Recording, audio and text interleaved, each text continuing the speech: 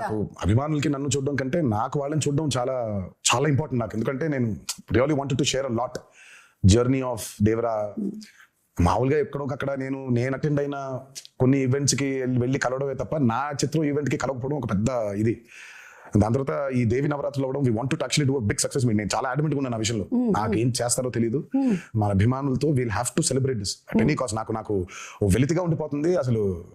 ఇదేం లాజిక్, చండాలంగా ఉంది, నేను కలవాల్సిందే, వాళ్ళతో పెద్ద సక్సెస్ పార్టీ చేసుకోవాల్సిందే, సక్సెస్ మీట్ పెట్టాల్సిందే. అంటే దేవి నవరాత్రులు ఉండడం వల్ల 2 స్టేట్స్ లో అవుట్డోర్ ఈవెంట్స్ కి పర్మిషన్స్ ఇవ్వడం కష్టమైంది. అండ్ ఇండోర్ లో పెట్టడం ఆల్రెడీ పెడితే ఏమవుతుందో చూసాము. So we don't want to take outdoor events కూడా చూసామండి.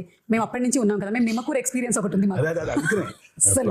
కానీ బట్ నేను తర్వాత ఎప్పుడైనా సందర్భం వచ్చినట్టు మాట్లాడతాను కానీ బట్ వెన్ దేవరా రిలీజ్డ్ అంటే నేను ఎప్పుడు చెప్తాను అంటే ఎప్పుడు విడదీలేని బంధం ఇది సుమాస్. అంటే ఇప్పుడు నేను ఎలా, నా జర్నీ ఏంటి, వాళ్ళ జర్నీ ఏంటి, కలిసి ఈరోజు అంటే లిటరల్ గా నన్ను మోసారు.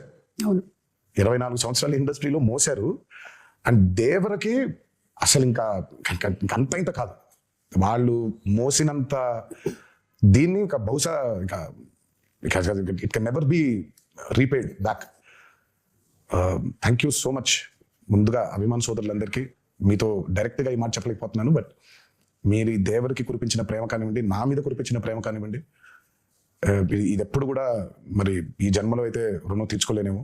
అలా వడ్డీకి వడ్డీ అవుతుంటుంది. బట్ కుదిరితే ఏ రోజైనా తీర్చగలుగుతానేమో అని అనుకుంటూ ఉంటాను. బట్ అప్పటిదాకా నా కాన్స్టెంట్గా ఎప్పుడు ఒకటి చెప్తాను, మీరు కాలర్ ఎత్తుకొని కాలర్ ఎగరేసుకొని తిరిగేలా మాత్రం చేయడం నా బాధ్యత. నిరంతరం దానికోసమే ట్రై చేస్తూ ఉంటాను. ఈ మూవీని భారీ విజయం చేసినందుకు, మా కొత్త ఊపిరి పోసినందుకు మీకు ఆజన్మంతో రుణపడిపోయి మీకు ధన్యవాదాలు తెలియజేసుకుంటున్నాను. Thank you.